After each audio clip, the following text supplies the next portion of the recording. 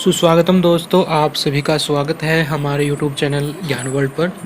दोस्तों, इस वीडियो में हम हरियाणा जीके का टॉपिक है हरियाणा की अवस्थिति विन्यास के बारे में पढ़ेंगे। आई होप कि ये टॉपिक आपकी परीक्षा की दृष्टि से काफ़ी लाभकारी सिद्ध होगा और आप इससे काफ़ी कुछ सीखेंगे। तो आइए दोस्तों, वीडियो को शुरू करते हैं। सबसे पहले जानते हैं दोस्तों कि हरियाणा की स्थिति क्या है भारत में। तो भारत में हरियाणा की क्या स्थिति है। भारत के मानचित्र में हरियाणा उत्तर में स्थित है। हरियाणा के उत्तर में हिमाचल प्रदेश है, दक्षिण पश्चिम में राजस्थान है, पूर्व में उत्तर प्रदेश, उत्तराखंड और दिल्ली है तथा उत्तर पश्चिम में पंजाब और चंडीगढ़ की सीमाएं मिलती है हरियाणा से। अगर हम अक्षांशीय दृष्टि से देखें तो हरियाणा उत्तरी गोलार्ध में पड़ता है तथा देशांतरीय दृष्टि से पूर्वी गोलार्ध में अवस्थित है।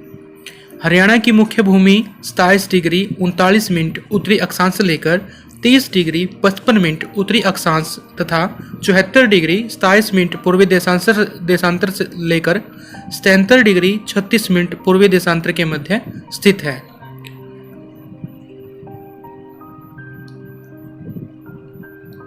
पूर्व से लेकर पश्चिम तक इसकी लंबाई 350.61 किलोमीटर है तथा उत्तर से दक्षिण तक इसकी चौड़ाई 363.31 किलोमीटर पड़ती है। हरियाणा का जो भौगोलिक क्षेत्रफल है वो 44,212 वर्ग किलोमीटर है, जो कि भारत के संपूर्ण क्षेत्रफल का 1.34% हिस्सा है।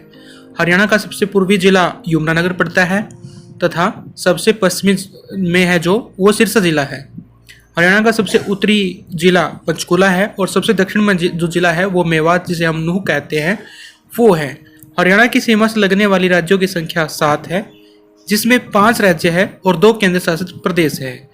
हरियाणा की सर्वाधिक सीमा को स्पर्श करने वाला राज्य राजस्थान है, जिसकी 1262 किलोमीटर की सीमा हरियाणा से लगती है। सबसे ज़्यादा सीमा लगती है राजस्थान की हरियाणा से, जो कि है 1262 किलोमीटर। हरियाणा की सबसे कम सीमा को स्पर्श करने वाला राज्य है उत्तराखंड, जिसकी केवल 11 किलोमीटर सीमा ही हरियाणा से लगती है।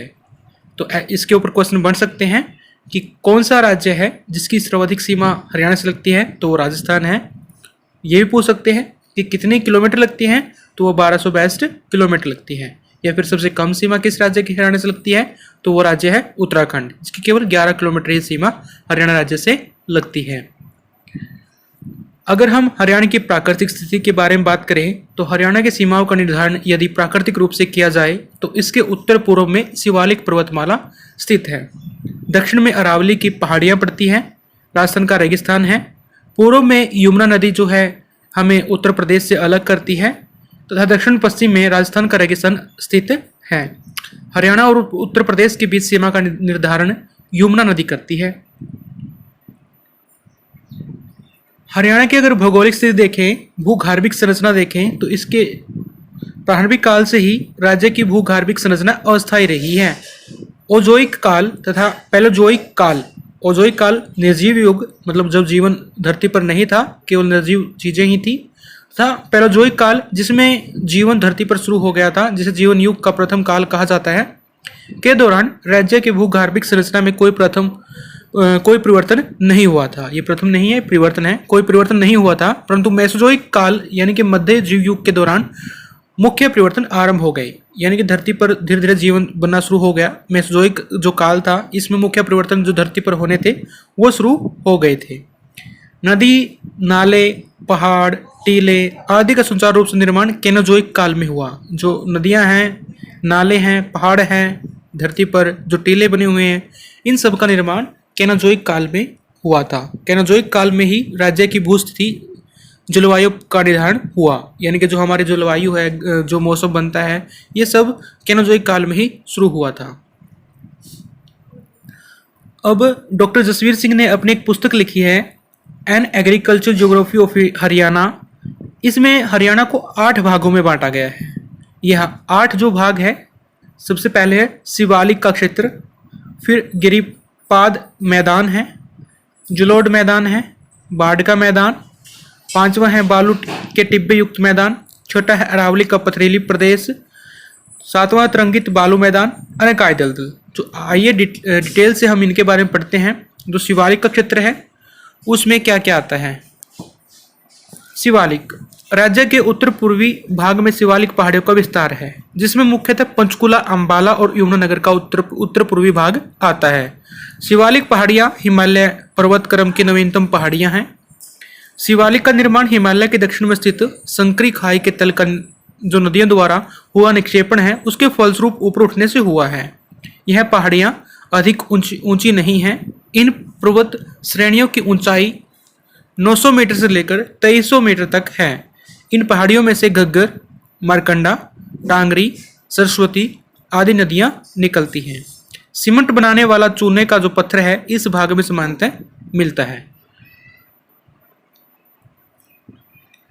हरियाणा की सबसे ऊंची जो चोटी है क्रोह, वो भी शिवालिक के क्षेत्र में स्थित है, जो कि मोरनी की पहाड़ियों में स्थित है। मोरनी की पहाड़ियों की औसत ऊंचाई 1514 किलोमीटर है।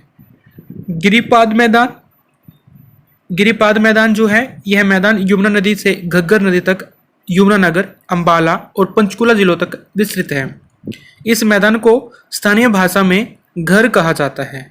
स्थानीय लोग जो है गिरिपाद मैदान को घर कहते हैं तथा इस मैदान में जो नदी नाले हैं उनके द्वारा बनाए गए खड्डे पहाड़ी भाषा में चो कहे जाते हैं। यह भाग अन्य भागों की अपेक्षा कम उपजाऊ है। इस मैदान की सामान्यतः ऊंचाई 300 से लेकर 375 मीटर तक है। अब आ गया जलोढ़ मैदान। जो जलोढ़ मैदान है इसमें कौन सा क्षेत्र है? शिवालिक के गिरिपाद का क्षेत्र से अरावली तक तथा यमुना और घग्गर नदी के मध्य विस्तृत यह उच्च भूमि का जलोढ़ मैदान है, जिसे बांगर भी कहा जाता है। इस क्षेत्र में मारकंडा, सरस्वती तथा चोटांग नदियां बहती हैं। समुद्री तल से इसकी ऊंचाई सामान्यतः 220 मीटर से 280 मीटर के मध्य स्थित है। फिर है बाढ़ का मैदान। यमुना एवं उसकी सहायक नदियों से प्रदेश के पूर्वी भागों में बाढ़ के मैदान का निर्माण हुआ है। बाढ़ के मैदान हरियाणा के उत्तर पश्चिमी भागों में घग्गर तथा मारकंडा नदी से बनाए गए, जिन्हें नेली और बेट कहा जाता है। जो बाढ़ के मैदान है वो हरियाणा के उत्तर पश्चिम भागों में घग्गर और मारकंडा नदी से बनाए गए हैं, जिन्हें नेली और बेट भी कहा जाता है। कई बार क्वेश्चन आता है कि जो बाढ़ के मैदान है उन्हें क्या कहा जाता है, तो इन्हें कहा जाता है नेली तथा बेट, जो कि घग्गर और मारकंडा नदी के द्वारा बनाए गए हैं। फिर है बालू का टिब्बा। यह बालू के टिब्बे युक्त मैदान, यह बालू में मैदान है, बालू यानी मिट्टी। यह बालू में मैदान पश्चिम में हरियाणा और राजस्थान की सीमाओं के साथ विस्तृत है। राजस्थान से आने वाली गर्म शुष्क पवन द्वारा लगातार कच्छ की ओर से लाई गई बालू में मिट्टी के निक्षेपण से इन बालू का टीलों का, जो बालू के टीले हैं, इनका निर्माण होता है। इस क्षेत्र में हरित पट्टी लगाई गई है ताकि जिसमें बालू को आगे बढ़ने से रोका जा सके। महेंद्रगढ़, भिवानी, सिरसा और हिसार जिले के भाग रेतीले हैं। फिर है अरावली का पथरीला प्रदेश। यह प्रदेश अरावली पर्वतमाला की अवशिष्ट पहाड़ियों का विस्तार मात्र है, जो यहाँ के दक्षिण भाग में स्थित है, जो हमारे हरियाणा के दक्षिण भाग में स्थित है।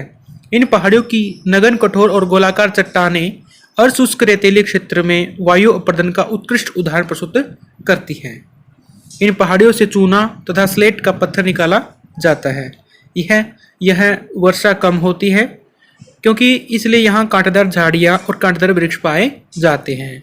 हरियाणा के मेवात जिले में अरावली की पहाड़ियाँ स्थित है। मेवात, जिसका अभी नाम नूह कर दिया गया है। तरंगित बालू मैदान। यह कौन विस्तृत तरंगित मैदान है जिनका निर्माण वायु के निक्षेप क्रिया द्वारा होता है। इनमें कहीं कहीं गटकों के मध्य गर्त भी मिलते हैं, जिनमें वर्षा का जल भर जाता है। फिर है 8वां अनकाई दलदल। हरियाणा के पश्चिम जिले सिरसा के दक्षिणी भाग में अनकाई दलदल पाया जाता है। क्वेश्चन बनता है कि अनकाई दलदल हरियाणा के किस जिले में पाया जाता है, तो ये सिरसा के दक्षिण भाग में पाया जाता है। जल प्रवाह में अवरोध के कारण इस दलदल का निर्माण हुआ है, यानी कि जब जल आगे नहीं बढ़ पाया है तो एक जगह खड़े हो जाने के कारण दलदल का निर्माण यहाँ पर हुआ है। अब दोस्तों हम कुछ परीक्षा में पूछे गए प्रश्नों पर डिस्कस करते हैं जो कि हमारे टॉपिक से रिलेटेड है। तो आइए शुरू करते हैं। सबसे पहला क्वेश्चन है और यहाँ से हम ये भी देखेंगे कि आपने किस प्रकार से इस टॉपिक को समझा है या जाना है, और साथ में टॉपिक आपका रिवाइज भी होगा। तो आइए दोस्तों देखते हैं मुख्य मुख्य जो क्वेश्चन आते हैं, परीक्षा में कई बार पूछे भी गए इस टॉपिक से। ये कौन सी नदी हरियाणा और उत्तर प्रदेश को अलग करती है? बिल्कुल बेसिक सा क्वेश्चन है, बिल्कुल आसान सा क्वेश्चन है। जो नदी हरियाणा और उत्तर प्रदेश को अलग करती है, तो ऑप्शन इसने दिए हैं गंगा नदी, यमुना नदी, कावेरी नदी, कृष्णा नदी। कावेरी और कृष्णा दोनों ही दक्षिण की नदियां हैं, गंगा नदी और यमुना नदी। तो इसका जो राइट आंसर है वो है यमुना नदी। तो आइए दोस्तों अगला क्वेश्चन है, यमुना नदी के साथ साथ हरियाणा के निम्नलिखित में से किस जिले की सीमा नहीं लगती है? तो अब क्वेश्चन ये भी बनता है, थोड़ा टिपिकल बन जाता है कि यमुना नदी जो है उससे हरियाणा के किन किन जिलों की सीमाएं लगती है। तो सबसे पहले हम वो जिले देखते हैं और यमुना नदी देखते हैं। देखिए जो हरियाणा का ये मैप है, इसमें यमुना नदी यहाँ जो है उत्तर प्रदेश और हरियाणा के बीच में सीमा का निर्धारण कर रही है।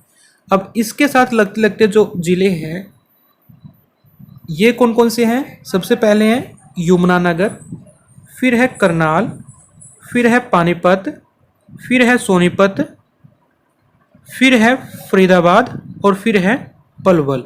इन जिलों की सीमाएं जो है यमुना नदी से लग रही है। तो यमुनानगर, करनाल, पानीपत, सोनीपत, फरीदाबाद, पलवल, कुल हो गए 6 जिले। तो अब देखिए पानीपत से लगती है, यमुनानगर से लगती है और सोनीपत से लगती है। तीनों जिलों से यमुना नदी लगकर बह रही है। लेकिन जो रोहतक जिला है वो यहाँ है और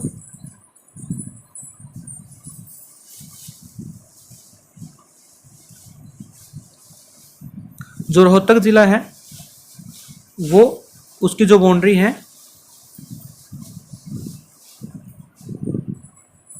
वो बिल्कुल सोनीपत के ये वाली बाउंड्री है। तो रोहतक ज़िले की सीमा यमुना नदी से नहीं लग रही है। तो हमारा जो राइट आंसर होगा वो रोहतक होगा। तो आइए आगे बढ़ते हैं, अगला क्वेश्चन देखते हैं। हरियाणा के भूमि का क्षेत्रफल देश के क्षेत्रफल का कितना प्रतिशत हिस्सा है? तो हरियाणा की जो भूमि है उसका क्षेत्रफल देश के क्षेत्रफल का कितना हिस्सा है? तो देखो हरियाणा का जो क्षेत्रफल था 44,212 वर्ग किलोमीटर था। तो इस हिसाब से जो हमारे इंडिया का क्षेत्रफल है उसका ये 1.34% हिस्सा है। तो इसका हमारा जो राइट आंसर है वो हमने पढ़ा था 1.34%। हमारा अगला प्रश्न है दोस्तों, हरियाणा का कुल क्षेत्रफल है 44,712 वर्ग किलोमीटर, 44,234 वर्ग किलोमीटर, 44,212 वर्ग किलोमीटर, 44,000 वर्ग किलोमीटर। तो इसका जो राइट आंसर है वो है 44,212 वर्ग किलोमीटर। हमारा जो नेक्स्ट क्वेश्चन है वो इस प्रकार से है, हरियाणा का अक्षांश विस्तार कितना है? तो 28 डिग्री 39 मिनट से लेकर 30 डिग्री 45 मिनट, 30 डिग्री 34 मिनट से लेकर 33 डिग्री 45 मिनट, 27 डिग्री 39 से लेकर 23 डिग्री 55 मिनट और 27 डिग्री 45 मिनट से लेकर 40 डिग्री 55 मिनट। तो इसका जो राइट आंसर है वो है 27 डिग्री 39 मिनट से लेकर 30 डिग्री 55 मिनट। हमारा जो नेक्स्ट क्वेश्चन है वो इस प्रकार से है, मोरनी पहाड़ियों की औसत ऊंचाई है। जो हमारी जो मोरनी पहाड़ियाँ हैं उनकी औसत ऊंचाई कितनी है? 1214 मीटर, 1314 मीटर, 1414 मीटर, 1514 मीटर। तो उनकी जो औसत ऊंचाई है वो है 1514 मीटर। नेक्स्ट क्वेश्चन है, हरियाणा के किस जिले के निकट मोरनी पहाड़ियाँ स्थित है? तो हरियाणा का कौन सा जिला है जिसके पास में मोरनी पहाड़ियाँ पड़ती है? गुरुग्राम, हिसार, सिरसा, पंचकुला। तो इसका जो राइट आंसर है वो है पंचकुला। हमारा जो नेक्स्ट क्वेश्चन है वो है, डॉक्टर जसवीर सिंह ने अपनी किस पुस्तक में हरियाणा को मुख्य रूप से 8 भागों में विभाजित किया है? तो डॉक्टर जसवीर सिंह ने अपनी पुस्तक है उसमें हरियाणा को 8 भागों में बांटा है। तो उस पुस्तक का नाम बताना है, climate of Haryana, green Haryana, geographical survey of Haryana, agriculture geography of Haryana. तो इसका जो राइट आंसर है वो है एग्रीकल्चर जियोग्राफी ऑफ हरियाणा। तो राइट आंसर है 4। नेक्स्ट क्वेश्चन है, अरावली की श्रेणी हरियाणा के किस भाग में स्थित है? तो अरावली की जो श्रेणी है, अरावली की जो पहाड़ियाँ हैं वो हरियाणा के किस ओर स्थित है? उत्तरी भाग में, दक्षिणी भाग में, पूर्वी भाग में, पश्चिमी भाग में। तो इसका जो राइट आंसर है वो है दक्षिणी भाग में। नेक्स्ट क्वेश्चन है, किस भूगर्भिक काल में हरियाणा राज्य की भूगर्भिक संरचना में महत्वपूर्ण परिवर्तन हुए? तो कब हुए थे?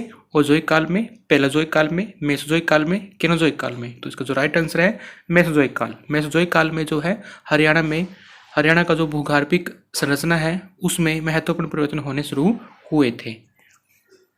नेक्स्ट है, किस भूगर्भिक काल में हरियाणा राज्य में नदी, नाले, पहाड़ आदि का सुचारू रूप से निर्माण हुआ था? तो वह काल कौन सा था? पैलेजोइक काल, केनोजोइक काल, मेसोजोइक काल, ओजोइक काल। तो इसका जो राइट आंसर है वो है केनोजोइक काल। केनोजोइक काल में भूगर्भिक काल में राज्य में नदी, नाले और पहाड़ आदि सुचारू रूप से इनका निर्माण होना शुरू हो गया था, इनका निर्माण हो चुका था। दोस्तों, अगर आपको हमारा ये वीडियो अच्छा लगा तो हमारे चैनल को सब्सक्राइब कीजिएगा और इस वीडियो को अपने दोस्तों के साथ में शेयर भी कीजिएगा। इसके अलावा आगे आने वाले समय में हम और भी वीडियो इस टॉपिक के ऊपर लेकर आएंगे। थैंक यू दोस्तों।